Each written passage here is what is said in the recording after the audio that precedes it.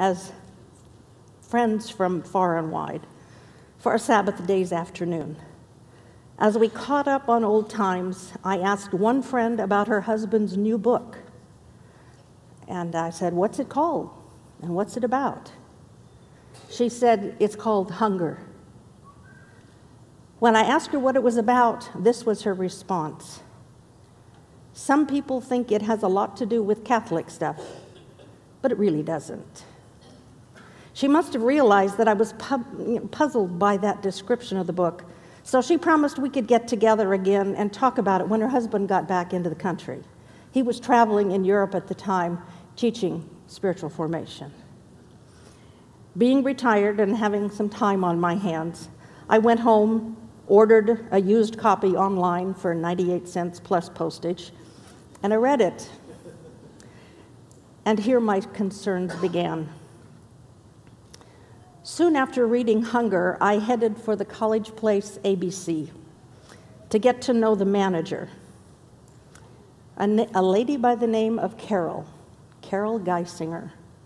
I was searching for people who might be interested in studying about spiritual formation and emergent issues, and most of the things that I was studying came from non-Adventist sources. But I had recently seen Carol's name on an online petition dealing with spiritual formation, and I thought the two of us might share a mutual interest in the subject, and we did. As we gradually got to know each other, I finally asked her, "Have you read the book Hunger? And is it on your shelves here at the ABC?" She said, "Yes, it's on the shelf, but I haven't had a chance to read it." But she promised she would.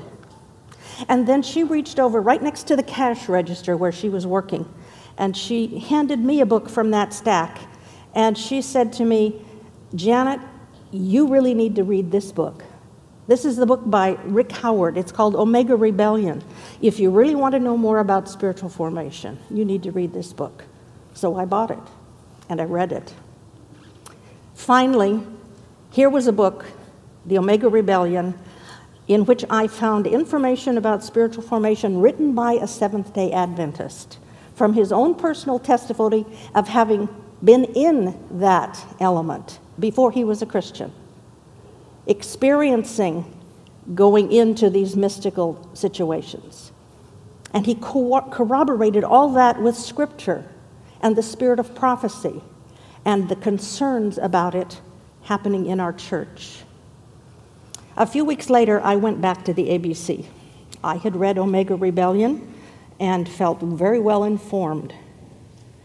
Carol had read Hunger, and she was concerned too.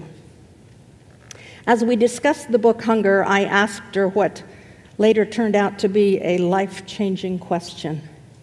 I said to Carol, "Can you in good conscience keep Hunger on the shelves of this store?" Her answer was not slow to come.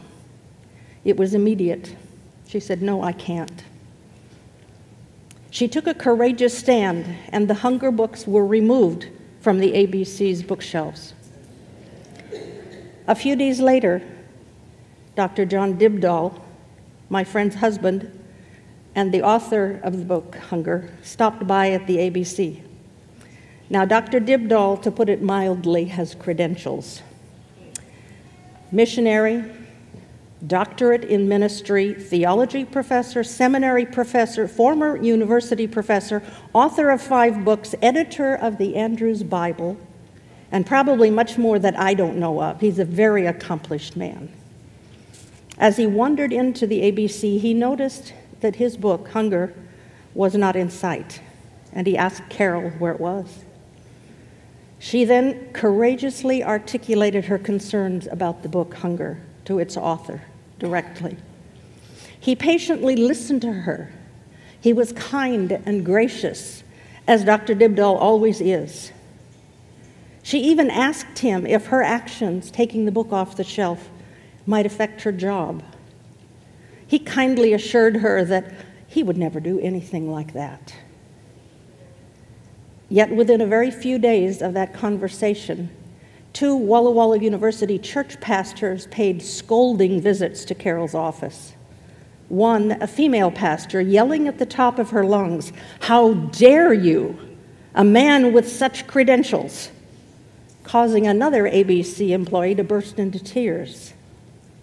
A few days later, another university church pastor hand-delivered a chastising letter from the entire Walla Walla University Church Board of Elders declaring Dybdahl's credentials and his authority and demanding that she put the book back on the shelves. Next, Carol's immediate supervisor at the conference ABC called her, and then the conference president got involved. An ultimatum was given to Carol: put the book back on the shelf or you'll suffer the consequences. Through this whole difficult process, Carol's pastor, Pastor Mike Lambert, from the State Line Seventh-day Adventist Church, which is right on the border of Washington and Oregon, he was there in full support of her, not only as her pastor, but also supporting her concerns about the book and her conviction to remove it from the ABC bookshelves. Carol was convicted that the content of hunger was not biblical, and eventually she was forced to resign. Hunger was placed back on the shelves, and very soon after that, the book Omega Rebellion by Rick Howard was removed.